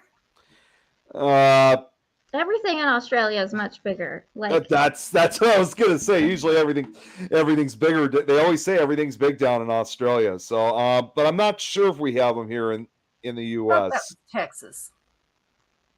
Possibly. Everything's bigger in Texas. Tom's back in the chat. See how my cat learns my schedule, and even when I change it, they always remind me to get back on schedule. Tom, we were asking about you when you were asking about Samantha. Let's see, flying fox. They live in Asia, Australia, and Africa. Okay, so they're not native. Crazy. We don't have them here. They don't have wings. Okay, yeah, so they're not native to the U.S. then. What's up, Jill? Those people you see talking to all the creatures, insects, trees, every animal more than people. Absolutely, Jill. Robert, quit calling me out. Much larger down under. Talking about my butt for sure. I talk to the trees at the park. I'm always telling them thank you for creating oxygen for us. So David does have a point, Adrian. Down in the deep south as well. Everything's bigger in the deep south as well, too. I thought you were about to trouble. I can add something to that, David, but due to that we have a special guest tonight, I'm going to keep my mouth shut because I can promise you she'll be okay. Right? I am a redhead, and I was raised by a fiery redhead who's a lawyer and has, oh dear, the things I heard. She'll be okay.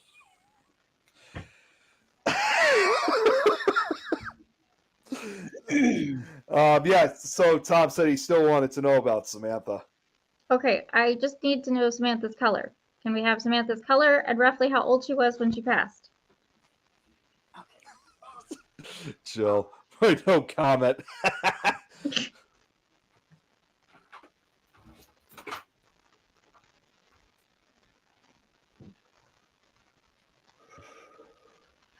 Just give him a few seconds. Yeah, I'm I'm a little late. Decided to get me a little supper when I came home, so that's Oh, why. nice. That's why I'm later than I intended to be. There you go. Brown and white, 12 years. Okay, and you were saying that she had passed last year, correct? It was about, as I remember what Tom said, it was either a year. Correct me, Tom. Was it a year ago or was it 2 years ago? It's been a while. That's all right. All right. Well, let me just ask if she wants to talk. Yeah. So 1 second. What's wrong, guys? What's wrong? Come on. And 3 this years. is the other one, Kathryn. 3 years. Okay. The big one. Rosie girl. Oh, you. Okay, so sure, you're Samantha. She wanders in here. She's got kind of a. Well, she's very chatty. She has a, like she almost, well, she says hello, but she has a meow, and she's twitching her tail back and forth. She's very interested in communicating. She said she's still very much around you, especially, but she says also that you have just gotten used to her energy.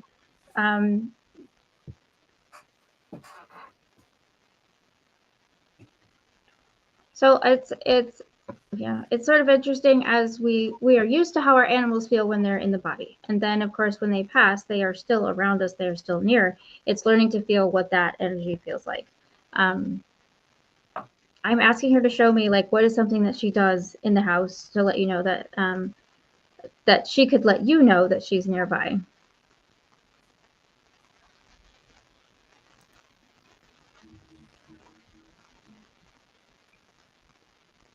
She's a bit sassy. Yeah. So she's very tall. She's very proud, and she wants to answer in her own time. Tom says he feels her. You feel her? That's good. That's really good. Yeah, correct. Sassy. And I remember that too when I used to see her. Yeah, like she's just very, like, I mean, sort of like when she sits, it's kind of like she looks over her shoulder at you, like as if you were sitting over there or something. She kind of looks at her shoulder like, and like adore me, like I'm the best. And yeah, she has a bit of a diva about her, but again, there's nothing wrong with that. That's just her personality. Did she sleep with you, or get up on the bed with you? Because she's showing me that she's getting on the bed and sort of messing with the what is that thing called? That thing. She had a funny meow. Yes. She had a funny meow. Yeah. Yeah. Like the bedspread. So sometimes words are tricky when you're going between worlds, between the animal kingdom and the physical world, coming back and forth. I do lots of, that thing over there.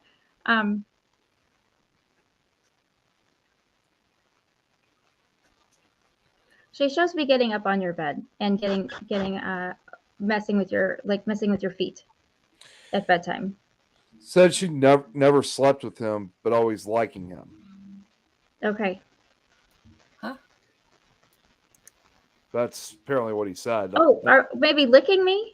Oh, You didn't sleep with her, licking. but I'm sorry. Yeah, licking. I got fooled by that too. Okay. That's all right. So you're all thumbs Joe. sometimes when texting and writing. So I feel like she's really trying to get your attention, like with your feet, like at night. There's something about your feet. She's really showing me your feet in bed, and that she is using energy to make her presence known. So tonight when you go to bed, I would just try to pay more attention to what you feel in that regards. But she's very happy. She says she feels that she would try to sneak into my room. She feels that she had a really good life. Looks like someone else is asking. Jill's also asking, is there anything for her with her pet at all? Would love to know what happened to him, if that's possible at all. Okay. Oh, Jill, something bad happened? I didn't know anything about this, and I talked to Jill a lot, so this is all new for me. So what type of pet? What's your pet's name, age, type of pet, and color? Especially once pets have passed, sometimes they decide that they like a body that they were in previously.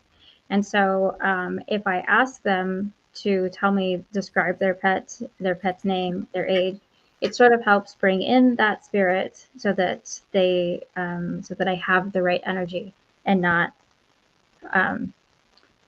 their body from another life.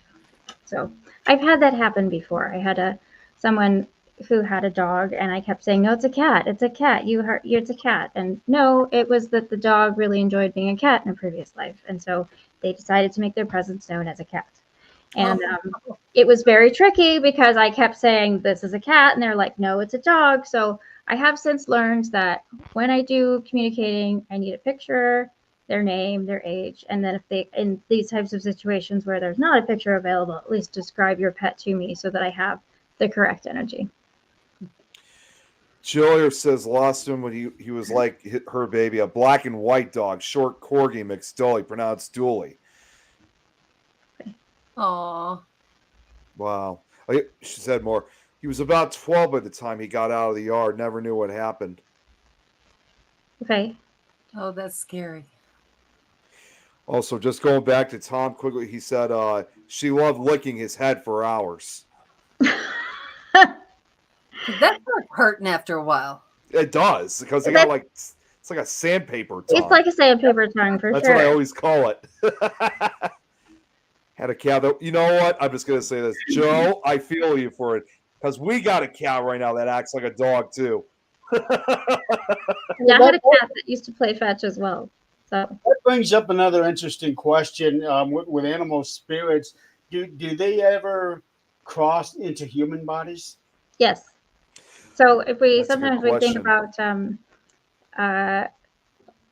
if we think about like if you think like past lives, let's say your brother in a past life wanted to be your brother again, but brother is taken.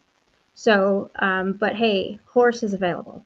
So that brother energy is available. They will go into the horse in order to be a companion to you. But I do believe, again, this is one school of thought. Some believe that once you are an animal and you go into human, you never go back to animal. But I have talked with animals that were once humans in their lifetime. So I guess I would just, it's perspective. I don't want to say anyone's school of thought is bad or different. It's just one school of thought that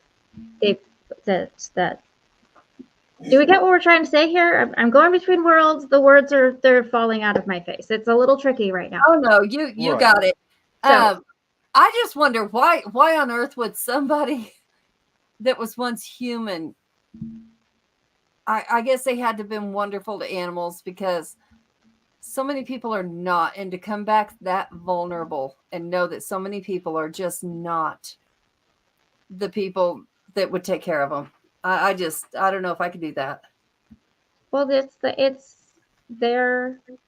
your soul, your spirit has things it has to learn. And there could be and you and that spirit may have to experience these things through a dog's eyes, through a cat's eyes, through a horse's eyes. Maybe their reason for being a part of your life, and this was the only option. That doesn't mean that the horse, cat, dog, lion is still not going to learn its lesson in being your companion. Yeah. And maybe you need that spirit in order to walk alongside you to do the things that you set out to do this lifetime. Tom makes a good point, which is something that we're all familiar with, saying, hate that pet's time on earth is so short. But like, as you kind of said, and it's not surprising that even after death that they're still around us in some way, shape, or form. So Joe also brought up that sounds like or similar to native ideas of the spirit going to animal form after death. Yes, and also that there are, if you've ever read the book Animal Speaks by Ted Andrews, it's one of my favorites. I use it often. The symbolism between all of the animals that cross our path is the universe way of talking to us. If you predominantly see a hawk is a messenger. So you have to think about what was it that you were thinking about when the hawk flew across your space. Now, one of my guides is actually a hawk, so I see a hawk quite often. But or like if you see deer, let's say for a time in your life you're seeing lots of deer. Deer has to do with feminine energy.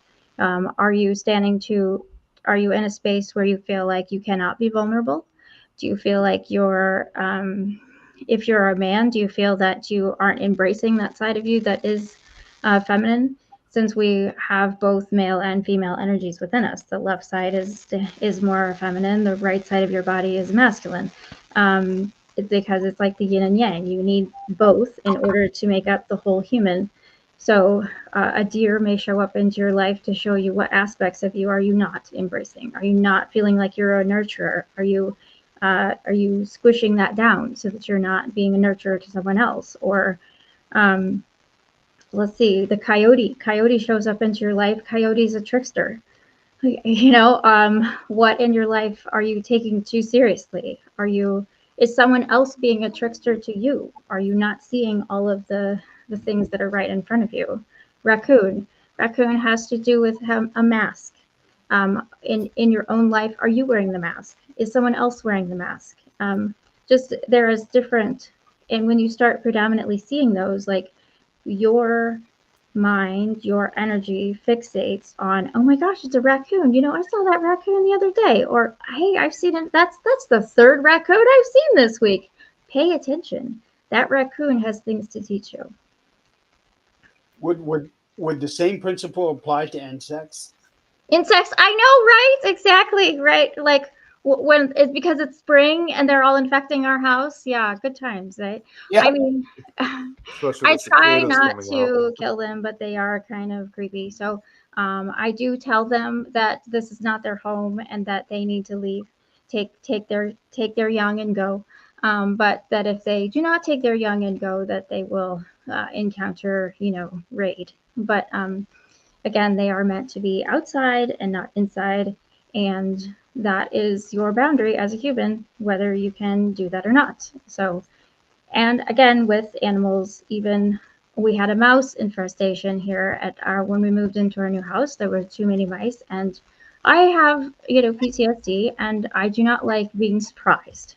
So, I would have horrible panic attacks because there would be a mouse right when I was not expecting it. And I tried to talk to them, and I said, look, I don't want to kill you. I don't want to do these things. This is not what I want you to do. I'd really like you to just leave because you're not meant to be in my home. I'm putting my boundary in place. You are not allowed to cross it.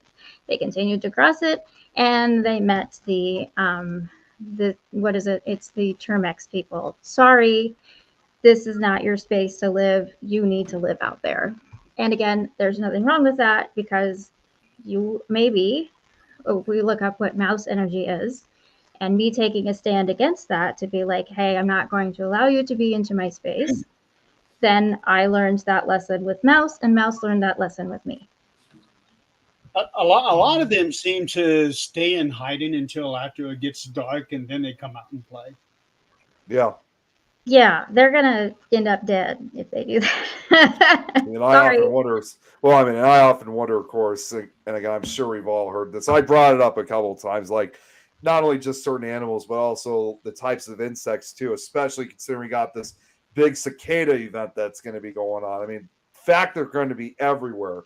It's like, where is like the certain perfect areas for them, and where's like certain death, because they're going to be all over the place. I lived in Kentucky when it happened last time. And I promise you, there's nothing you can do about it. Nothing. But I am going to go join him this year and go scream for 6 weeks with him. Why not? Right? Isn't that what you said? If you can't beat him, join him. So Yeah. You could be the crazy lady standing in your front yard screaming with all of the cicadas. Yep. It's going to be so loud. It's a when good they way to show relieve stress. It would, and lose my voice, so I'm not talking nasty to people. Wear Well, headphones. our dog actually likes to stand outside and bark at the neighbor's dog. And I kept asking her, why do you keep barking at her? You could easily communicate with your mind. And she said, barking relieves stress. So I was like, okay, have at it. Hey, Kate. I don't think Brad would like it if you lost your voice, Adrian, or maybe he would. I don't know. Oh, he would love it. He would love it. I can still do this. Brad, you do have a finger, so. See now, Robert says. We'll use. See now, Robert says. I have seen videos, Robert, here recently of like people raising kangaroos and like these muscle-bound, awful creatures, and they're boxing with them. I heard they're.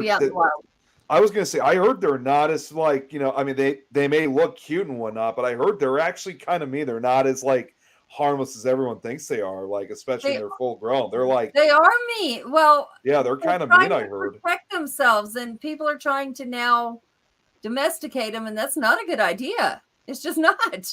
I think panda bears are like that too. They're super cute and cuddly, but they're actually pretty vicious. The same with well, they are cute in some way. I think they're more beautiful than cute, but same with swans. You know, they may look they're beautiful from their appearance, but I heard they are really nasty. I mean, there was all territorial. That's what there was one time, I'll just even throw this out. I was walking with my social worker years ago, and I think we got a little too close. There was a family of swans that was sitting out on the edge of a lake, and while this one had babies, of course, so I think you guys know where this is going. Oh, no. Well, most of them kind of minded their own business. There was one that I was assuming was probably the male, and those black eyes, or what's covered up, I knew he was looking directly at us, and he was ready to go in for the kill. I'm like, and I tell him, this was my social worker who was getting close to. I was like, yeah, maybe we should I think it's time to back away, because I think he's ready to close in for a kill. So, yeah, they're not to be messed around with. I heard they're really mean. My son to this day is scared of a rooster. A rooster? Because he had one chase him, and he was like 8 or 9 years old, and he ran. So of course the rooster continued to chase. Right? Yes, for sure. If he would have stood there, he would have pecked his leg a couple of times and spurred him a couple of times in the leg and walked away. No, he kept running. So did the rooster. So probably about a mile later, they stopped. I see Lawrence on. There's actually something I want to show you guys real quick. And this actually still continues this conversation with animals. Lauren just made a new painting. And considering we've been talking about it, this painting obviously fits it. This is her newest painting. Check this out. Oh, wow. That's beautiful. That looks like my button. Oh, so pretty. I love the eyes. You know, they just really captures their gentle spirit. It's really detailed. Show Natalie and Chantel. What's that, Jeremy? That would be something to show Natalie and Chantel. Yeah. Yeah, that looks just like my little button. I raised her from a colt, and she never grew up enough to barrel race with me. She never got tall enough. But I would ride her from the country into town, go to the truck stop, grab a beer, and ride her back home. And everybody kept saying, you know, you need to swat her butt. She's bucking. I said, if that's bucking, I don't care, because I can't even feel it. But she would lay down, let me lay on top of her. So wonderful. She was such a sweetheart. I love horses. I even love the way horses smell. We had horses. Oh yeah, we had horses growing up, and I loved the way they smell. I showed them in 4-H. I liked the smell of fly spray. You know, one of my first friends was a horse. So yeah. See, what I love also about this painting is it just has that peaceful tone to it, especially with the horse's eye. I mean, it just has like, I can even feel kind of that peaceful energy coming off of it. Yeah, they are really sweet animals, unless, well, some of them are just like humans. They're not. They can be a little bossy, and again, lost in translation. Sometimes it could be that the human is saying one thing and the animal thinks that it's something else, and a battle of wills. I had a horse that we had lots of battle of wills. His name was King George, and he and I definitely had our go-arounds in the barn lot. So I would want to go, and he would want to go the other way, and I would want to go, and we did lots of turning around. So. Well, Lawrence said her dad trained wild horses when he was younger. Oh wow, that makes total sense. Not me. I'm too scared of him for that. Say you got flocked. I was talking about the swans. There you go. You got flocked. That's funny. I was to knock you. Oh, way of putting it. Yeah. Got a congrats here from Kate, Jeremy, about your book. It's only completed. It ain't published yet. But you still completed it. It's hard. Yeah. It's hard. Not for him. No. No. No. This man sits on vacation and says, no, I have to write so many thousand words before I can communicate with anybody. Yeah. She's right. I've been writing every single day for a year and a half now. Something like that. Not more. Yeah. Sam said she's also ran from a damn rooster. They could at least warn her about that. Oh, I know what that. I thought it said sob, but I actually know that means something else. Yeah. I already know what that means. Me is the I think it's the nervous systems of the chickens, and when people cut their heads off, they can still run around. Yeah. Yes, I've heard that. But I'm glad I've not ever seen that. I don't need any part of that. Thank you. It's true. It's true. Yeah, the problem is nice to see. Well, problem is you shouldn't be doing that to let them do that. There's more humane ways to do that where that doesn't happen. Oh, Robert sent me something now. This once again kind of goes back to when we were talking earlier about the birds. Because he says he's a bird whisperer, if I'm correct, and he just sent me this incredible photo of one of, what is it called? The one of the lories from a couple years back. You guys got to see this for yourselves. It's just, this bird is like absolutely like beautiful, like rainbow colored. I'm talking. Wow. So. Yeah, here, give me just a second here, because I just uploaded it. So where the hell is it? Yeah, I'm a bird whisperer too. It's called "If You Don't Stop, I'm going to put you back in your cage." And she has learned that now. Here, check this out. Oh wow! Is that a budgie? That's gorgeous. Instead, it's a lory. Okay, yeah, I don't know what that is. See, I'm not. It looks like a budgie. This would be the time I'd have my brother-in-law talking right now, because he's a huge bird expert. I mean, he knows so much about birds. He would probably know exactly which one this is. That's what I would expect to see in a jungle somewhere in South America. I was thinking the same thing. It looks more like something. I was gonna say, it looks like something more from South America than Australia. But honestly, think about it. All the pets that we own here from the bird stores, their pet stores that are birds, are from other countries. We don't have any cute ones here that we're gonna. We don't grow them here. No, I was gonna say very few times have we ever really. It's a lorikeet. Okay. Yeah, that's what I mean. Rainbow lorikeet parrot. That's lorikeet. it. Okay. They do sell those here. Yeah, I was gonna say. I mean, very few times though have they ever sold like birds that are actually from the United States. Most of the time, it's from other countries, like you said. It's a wild bird. Robert said. Well, let's think about it. We buy flowers here. where most places we buy flowers in Colorado that in Kansas they're weeds. I mean, it's what we don't have that we want. They still float. For what? Joe's friend has a military macaw. I know those are. I think those are from South America. If that's correct. I think macaws are from South America. Macaws. Those suckers are mean. Well, Joe says he has a friend of his who's got one of them. Yeah, they're opinionated little butts. Josh just brought this up. This goes back to the dachshund. I was speaking to the dachshund rescue owner who committed $1,000 for surgery. Wow. Holy cow. What? Committed one? Committed it. $1,000 for surgery. Oh. Oh, so like the person that did something bad to the dog, it was so bad that the surgery cost $1,000? I don't know. I'm not sure. You? I just found out recently that there are some insurance companies out there that offer insurance coverage for pets. My company offers that. Now, here's the thing. If it's over a certain age or not a certain breed or it's a mutt, they're not covering it. Oh, that's a shame. Wow.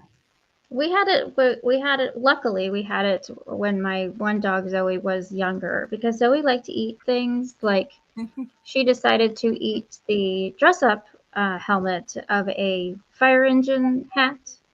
She ate the brim of that really hard plastic fire engine red hat, and she ate that. And then later, she had surgery. And then later, she ate a backpack strap.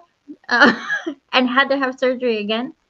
We figured out that the reason that she was eating things was because her food was wrong, and therefore her stomach was inflamed, and she had stomach aches, and so she was putting anything possible she could into her stomach to try to make it feel better. Mm-hmm. So, plus, with the other thing is understanding that when your dog does dumb things like eat the remote, and you're like, you have the best toys and the best treats that you could possibly ever have. Why would you pick the remote? Mm-hmm. What were you doing before? Let's say you were eating fried chicken and you picked up the remote and you watched a movie and you set it down and then you went to go do something else and you come back out and the remote is in 8,000 pieces.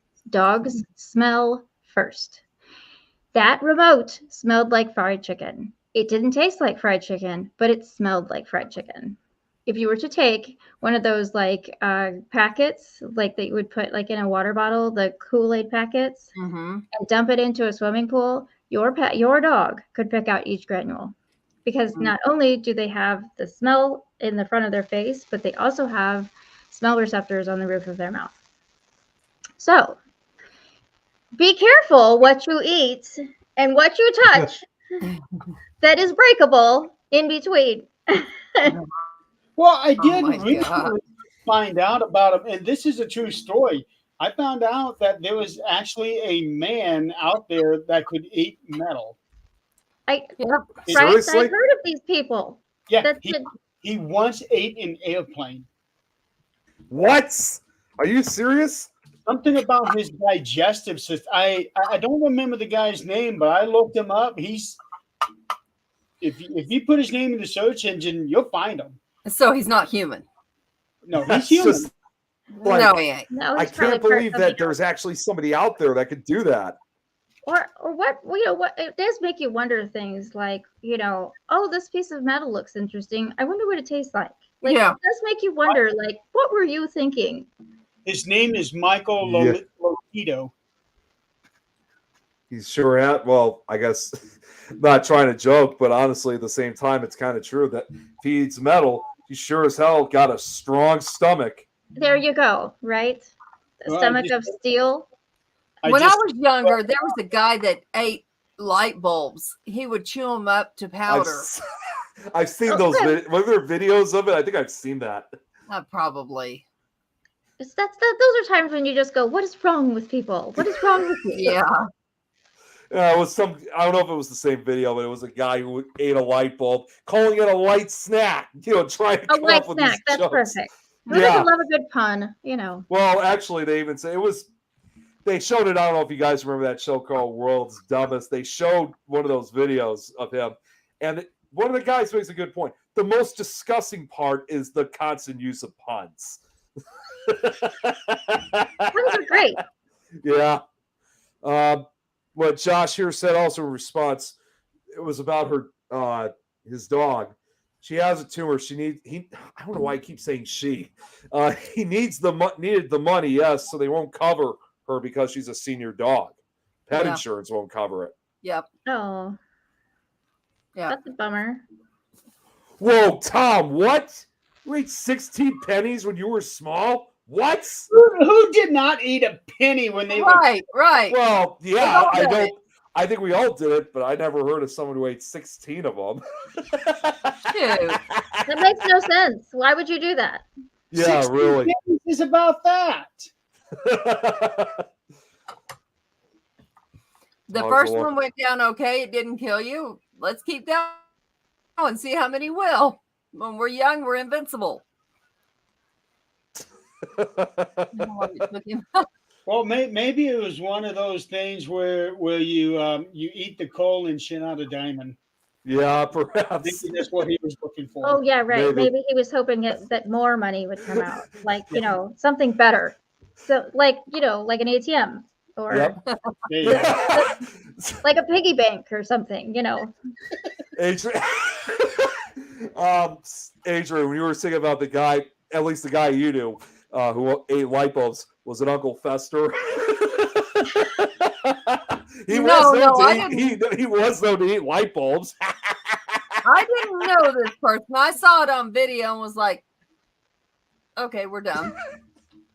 Let's have a copper fix. Does that make Tom a piggy bank? That kind of does. I would think so, for sure, yeah. Now, there have been things out there, people being able to eat glass. But what most people don't understand is that there is such a thing as sugar glass. I was going to say. Yeah, they use sugar glass. So they use that all the time, not only just to supposedly glass, they use that like in most movies, like when it comes to like throwing themselves into a window or something like that, it's always candy glass. Yeah. Absolutely. They throw the bottle over someone's head. Yep. Yeah. I mean, otherwise that would hurt. Yeah. If I ate coal, it would start a fire. That's what Sam said. Sam, go take a laxative and some Gas X. Not going there. I'm not going there either. Y'all know I'm going to go there. Like we don't know that the first time. I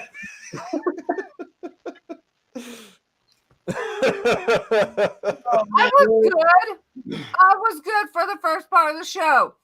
Only the last 5 minutes. Yeah, we've only got a couple more minutes left on the show before the next show starts. That was good. There's only so long you can be good for. It's okay. Yeah. I know what Josh is talking about. It's like Peter on Family Guy eating nickels and pennies and goes by. I've seen that episode. Okay, I don't watch. I don't. No, It was an episode of the show. Peter did that. He goes blind as a result of he has like a giant bag of pennies and nickels and eats some. I only remember some of the early, like the first, I think maybe 3 seasons of their show. But I don't recall ever seeing anything beyond season 3. Oh, it's gone a completely different direction. That's all I'm going to say.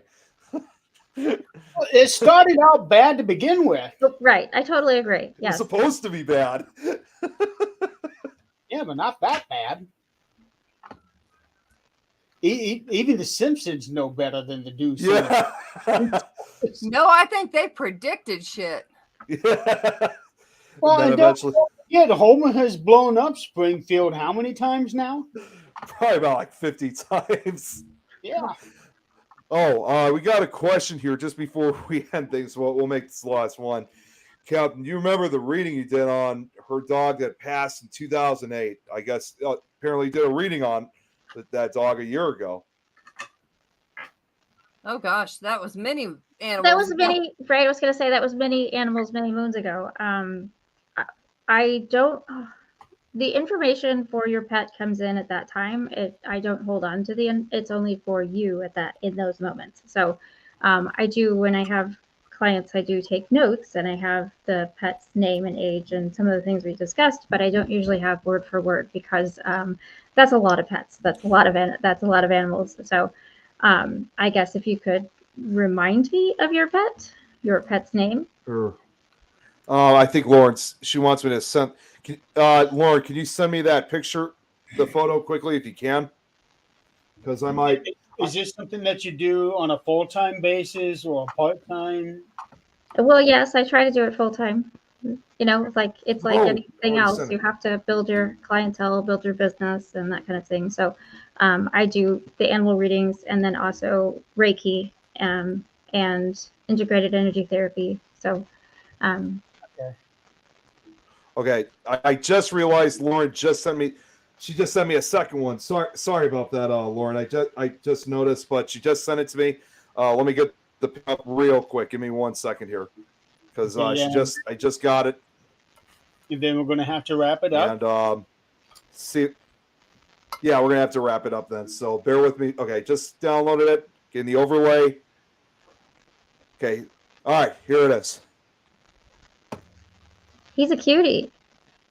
Oh wow. That was all knowing. Sir Zebulon. That's the dog's name. He's cute. But unfortunately, last year. Yeah, she said it was a year ago. Yeah. Was it on the other show? Was it on which might have just been a touch. Like on the other show, it was just kind of people would send their pictures in and then they would ask, one question and then I would answer the question about their pet and then on we went. So, yes, she said that's correct. Yes, it was on that. So there's a lot of pets that come through on that. So it's usually one right after the other. So, that's a big I was going to say, has he passed? Yeah, she said he passed away over 15 years ago in 2008. Oh, okay. But he's a sweetie. He's definitely, I would say he's still with you and he's still helping you. He feels like he's a guide. He says he helps. He says he helps. What is it? He keeps showing me strings, like pulling strings. Like as if you were trying to, as people talk about, like as if they were trying to get like a new job or something, and they, pull some strings for me or something like that. He says that he does the behind the scenes work in order to bring those positive and wonderful things into your life. Oh. Passed on her granddaughter's first birthday.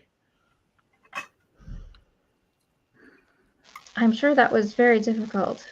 A hard place to be in when you're happy and sad at the same time. Way you described it too. She says it sounds like him. Yeah. Yeah, he's very smart. You can tell he's got attitude. He does. Oh, for sure, just by yeah. the look in his eye, yeah. Like what the hell do you want from me right now? Right. Well, he seems like a gentle giant for sure. I was gonna say he looks like he's got the attitude, but he definitely has that calm vibe to him too. Yeah, like almost like you feel like he'd be your therapist. Tell me about your day. What did the bad person do to you? I'll go take him down. So we got very, very nice dog, but she said thanks. Jeremy, real quick before we go, I noticed we didn't have anything on the schedule. We're going to be an hour early tomorrow to be able to align with the planets we need to align with for our show tomorrow. That's fine. Thanks, Lauren. There is one final question for you on here, unless you've already answered it. I don't think so. Locate lost pets? Oh no, we haven't done that one. That was Sam who asked that question. What was the question? Do you locate lost animals? Yes, but usually it has to be within 24 hours. The anything past that is that it gets tricky between what is real time and what is a memory, because oftentimes dogs that get out or pets that get out or get lost, they go into survival mode and they don't have the same memories of things. They are only strictly on safety and where's my next meal. So if the longer days that you go, that it makes it harder to locate. I can locate, usually within 24 hours, sometimes 48, but I can track them to their last encounter, like their last intersection. If you wanted to know which direction your pet left your house from, but anything past that, like anything past 24 hours, it gets trickier because again, they don't always know which reality that they are in. So it actually makes perfect sense. It does. When you were describing that, the first thing that came to mind was a rabid animal would react the same way, just about. Yeah, so that's why a lot of times, like when people who say that they are animal, they say that's what we do. We find, locate lost animals. The problem is that they are approaching it from the standpoint of that they will just, I don't exactly, like when they say something about with dogs, especially, they try to, like, I don't know, hunt them. Well, they know they're being hunted. And so they're not going to go back. And so they'll say things like, don't approach the dog or don't chase the dog or this or that. I'm like, okay, but if you just talked to the animal and said to them, hey, we're trying to help you find your humans. We're trying to help you bring you home. But no one ever thinks to ask that. I mean, you can talk to the dog, the wild animal, the dog that's lost, like a human, and just say, we're trying to help you. But people don't usually think to use their voice, their vocal words, to say to said animal, we're not hurting you, we just want to take you home. So instead, they will leave out food, leave out their scent, this or that. This animal is now in survival mode. They're going to go as far away from people as they possibly can. So as long as they just remember to keep those things in mind when trying to track. So, yeah, I could definitely. I've had some success. I've had some successful cases where people were able to, I would describe their last location or whatever, and they could go there. And then I would say, you just need to. One woman in particular, she had a small white fluffy dog, and she said that she put all the stuff on, like on Nextdoor or like on social media and this or that. And I said, I feel like she's in a home where the person is older, and so they are not tech savvy. So you're going to need to go around and knock on doors. And I was like, this dog is in, I kind of described the house or whatever, and they found her. And she was with an older woman who did not have a computer. So it's wonderful when those kinds of things where it's like all the pieces have to align in order for that to happen. But sometimes it takes a lot of patience in being like, okay, so they show me this. Okay, so they show me this. They show me this. And that's that weird space to get into where whether is it the more days you get out. So you guide them home telepathically if possible, apparently, what Josh said. Yeah, try to show them different landmarks, remind them where they were, but again, it's very tricky. You just patience. Yeah. Sam also makes a good point too. They can feel your words the way your words come out. Yeah. Yes, they can. For sure. Yeah. And they don't want to be demanded at, so yeah. You will come to me. You will lay down for me. You will. No. You need to ask. They have their own free will. You need to ask. Cats usually stick around, but yeah, send out ESP to the lost animal and psychic vibration. That's interesting. Yes. Homeward bound. Yeah.